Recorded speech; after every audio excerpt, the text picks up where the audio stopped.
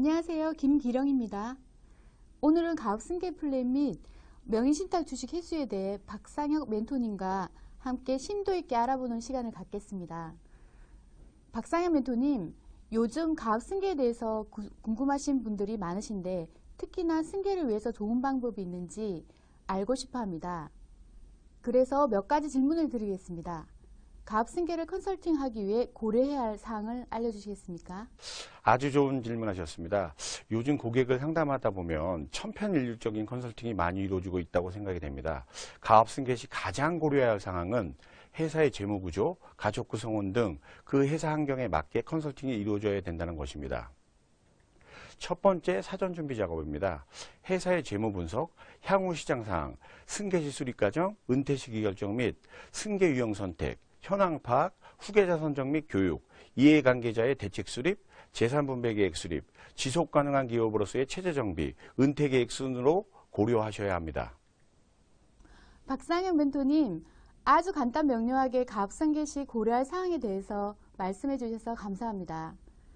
두 번째 질문인데요. 기존의 FA님들은 승계라는 자체가 너무 큰 그림이다 보니 계약 성사 시 디테일하게 해결 방안에 대해 알고 싶어 하십니다. 가업승계 플랜 컨설팅 시 짧게 해결 방안에 대해 지금 현장에서 컨설팅한 경험을 바탕으로 조언해 주실 것이 있다면 어떤 것들이 있을까요? 근데 저도 현장에서 일을 하다 보면 가업승계 플랜으로 접근해야 할 고객분들이 만족을 하고 계약까지 성사가 될지 많은 고민을 해보았습니다. 기존 대부분의 FA님들 승계 기법은 단순히 개인에게 상품을 판매에 초점을 두었다면 고객의 다양한 문제점을 분석하여 정확한 솔루션을 제안하는 데 초점을 두어야 할 것입니다. 자, 우리나라의 가업승계 제도가 여러 가지 기법이 있는데요. 그 중에서도 다들 많이 아시는 기법이 있는데 조세특례법에 의한 가업상속공제, 증여과세특례, 창업자금 증여과세특례 등 주로 현장에서 많이 말씀하신 플랜들입니다. 이 제도를 활용하려면 장애 요인들을 체크하셔야 됩니다. 첫 번째, 고용유지, 그 다음에 주업종 유지, 비사업용의 만큼 상속세가 상존한다는 것과 주식 양도시 양도세가 이월과세 적용, 그 다음에 특히 10년간 사후관리를 한다는 게 가장 큰 문제점입니다. 그렇다면 다른 방법은 없을까라는 고민을 많이 하실 겁니다. 근데 주로 제가 현장에서 최근에 많이 사용하는 기법은 신규 법인을 활용한 방법과 소위 말해 지주회사, 법인의 물적 분할, 임적 분할, 법인의 간이 합병, 소규모 합병, 감자 등 여러 가지 방법이 있습니다. 특히 신설 법인을 통한 플랜은 미래에 대한 먹거리가 가능한지, 사업의 목적이 무엇인지, 그 다음에 사업성 검토, 그 다음에 자금 조달, 사업계획서, 여러 형태를 검토한 후에 실시를 하셔야 됩니다. 네, 명쾌한 답변 감사합니다. 다음 질문으로 넘어가겠습니다. 요즘 중소기업 사장님들의 고민이 있다고 하는데 바로 차명 주식입니다. 어떻게 해결하는 게 가장 효율적인 방법일까요? 차명 주식 때문에 고민하시는 대표들이 많습니다.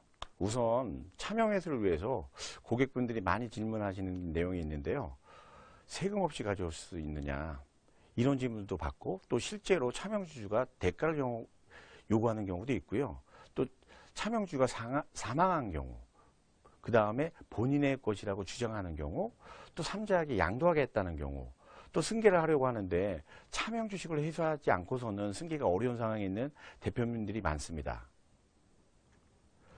차명회수를 회수하기 위해서는 체크해야 될 상황이 있는데요.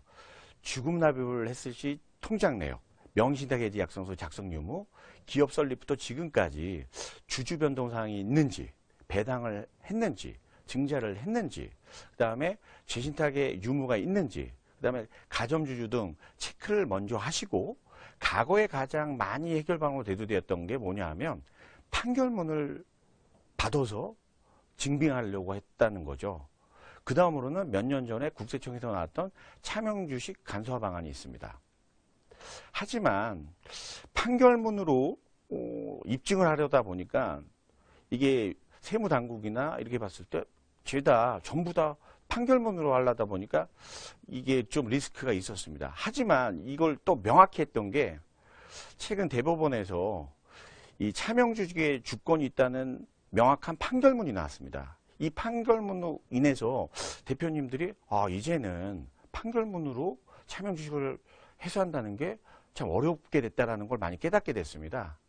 그래서 그럼 영원히 이 차명 주식을 해소를 못 하겠느냐 고민을 하십니다. 하지만 있습니다. 어떤 방법이 있냐면요. 사내근로복지기금의 증여, 자기주식 증여, 관계사의 매매, 불균등 감자, 직권 설정 방법 등이 있습니다. 네, 아주 좋은 답변 감사합니다. 짧은 시간이었지만 많은 도움 되었습니다. 다음에 좀 더 디테일하게 교육을 받을 수 있는 기회를 주시면 더욱더 좋을 것 같아요. 오늘 너무 고생하셨고 감사합니다. 수고하셨습니다. 네.